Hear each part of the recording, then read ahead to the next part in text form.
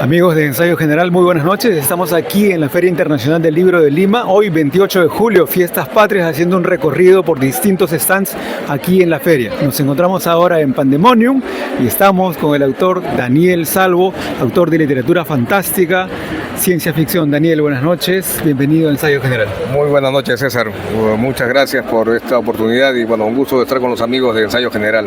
Daniel, quería preguntarte por la evolución del público de temas de literatura fantástica y ciencia ficción.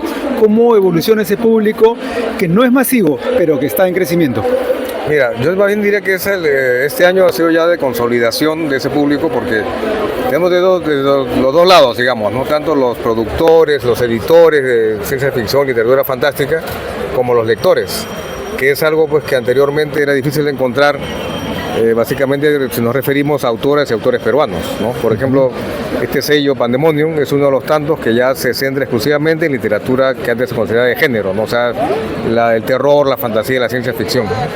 Tú estás presentando aquí en la FILIMA 2025, Daniel, Sangre para los Dioses. No es tu primera publicación, tienes ya otras anteriores. Cuéntanos, por favor, sobre tu evolución personal en la literatura fantástica.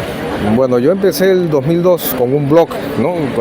Antes que se llamaran blogs, incluso páginas web, ¿no? Que se llamaba Ciencia Ficción Perú. Y ahí empecé a publicar uno que otro relatos, ¿no? Y se empezaron a convertir en colecciones de relatos que publicaban en diferentes medios. Todavía, en esa época se apostaba bastante por lo digital, ¿no? Se pensaba que se iba a reemplazar lo impreso.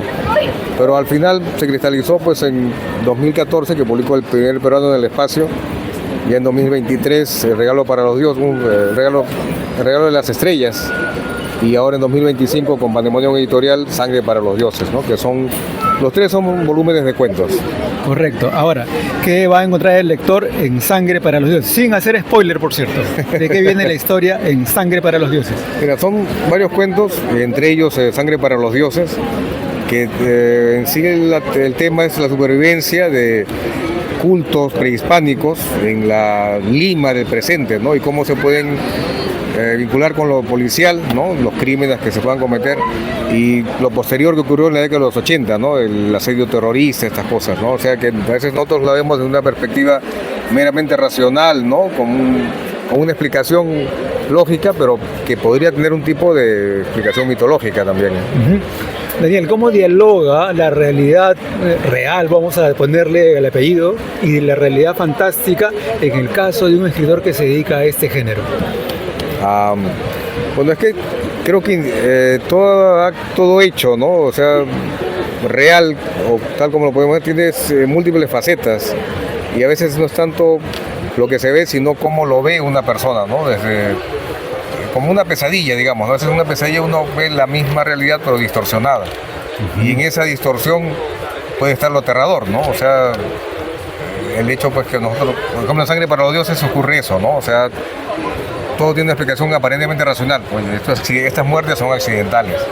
Pero el detective que investiga el caso, al recurrir, digamos, al lado, digamos, pues, no diré fantástico, sino oculto, de una digamos, ¿no? Basado en lo religioso, encuentra ahí una verdadera respuesta a lo que pasa, ¿no? Y es aterrador, pues que, estamos en manos, no quizás de nuestros deseos más racionales y abiertos, sino pues de las cosas ocultas. En esas distopías y en esos temores que tenemos como seres humanos de lo que podría venir en mundos ultra controlados, y ahí podemos tener varias referencias, creo que un poco reside la potencia de la literatura fantástica y la ciencia ficción, el hecho de que el ser humano sea consciente de que puede traer su propia destrucción en algún momento. Claro, pero también puede darse el caso de lo contrario, ¿no? O sea, a través de la imaginación, de la inventiva, escapar a eso, ¿no? Esa posible destrucción, ese destino fatal. Por ejemplo, hay un cuento que es Invasores en Marte, que explora, ¿no? La posibilidad de una colonización marciana, pero no en abstracto como la conocemos, ¿no? Planeada pues desde Estados Unidos, ¿no? Ponerlo más, ¿no? Una colonia de peruanos en Marte, ¿no? O sea, ¿cómo seríamos con nuestra idiosincrasia peruana, nuestras comidas típicas, nuestras celebraciones, ¿no? Y cómo ese aparente desorden acaba siendo creativo y una forma pues de conquistar un planeta inhóspito, ¿no? a diferencia pues, de una tecnología fría o meramente explotadora. Daniel, además me acuerdo mucho del título Mundos Imaginarios. La columna que publicaba en el Diario Oficial del Peruano, ¿no? ¿Qué fue de Mundos Imaginarios, por cierto? Bueno, es que acaba siendo bastante exigente a veces publicar, ¿no? Y bueno, colaboramos mucho con Ernesto Carlín, ¿no? Con las publicaciones nuevas, pero también se generó un caso que, bueno, viene a cuento con lo que me preguntaste al principio, ¿no? La consolidación, el crecimiento de lo fantástico en el Perú, que en alguna oportunidad llegaban a cuentagotas, digamos, libros o publicaciones, y ahora pues es tan masivo que ya requeriría pues no una columna, sino una sección diaria, ¿no? de autores, autoras que constantemente están publicando, ¿no? Yo imagino que estarán enviando cosas a la estafeta y ya estarán... Mundos Imaginarios diarios.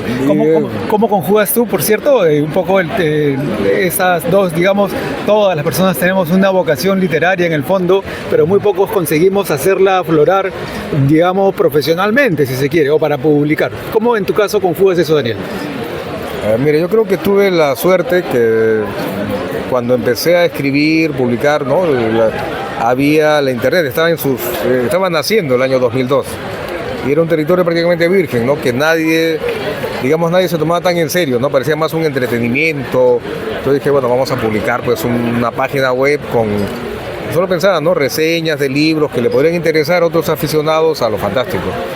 Y como que se empezó a construir sola la situación, digamos, ¿no? Que más personas se empezaron a interesar en otros libros, en otros autores, y de repente también en publicar sus propias historias y desde su vivencia peruana, digamos, ¿no? Entonces, como que todos, sin querer, somos un colectivo, digamos, ¿no? De lo fantástico, porque digamos que ya no se puede acotar tan limitadamente como hace 20 años, ¿no? Pero sigue siendo pues un sector, digamos, bastante específico, ¿no? De aficionados. Pero en crecimiento, ¿no? Pero en crecimiento, claramente. Abrumador, un crecimiento abrumador, ¿no? Porque si te paseas por la feria, vas a ver ya varias editoriales, como Pandemonium, varias editoriales ya exclusivamente centradas en lo fantástico.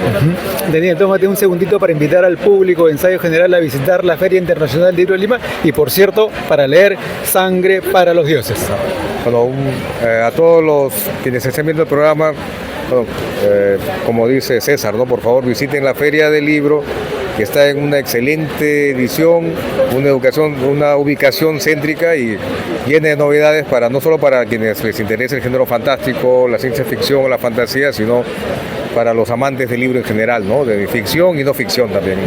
Muy bien, muchas gracias, amigos de Ensayo General. Hemos conversado con Daniel Salvo, autor de Sangre para los Dioses, literatura fantástica, literatura de ciencia ficción, que además ya nos ha contado él. Es un camino largo, más de 20 años él trabajando en este tipo de historias, y por cierto, están todos invitados a leer Sangre para los Dioses aquí. Lo encuentran en Editorial Pandemonium en la Feria Internacional del Libro de Lima 2025, la FIL Lima 2025.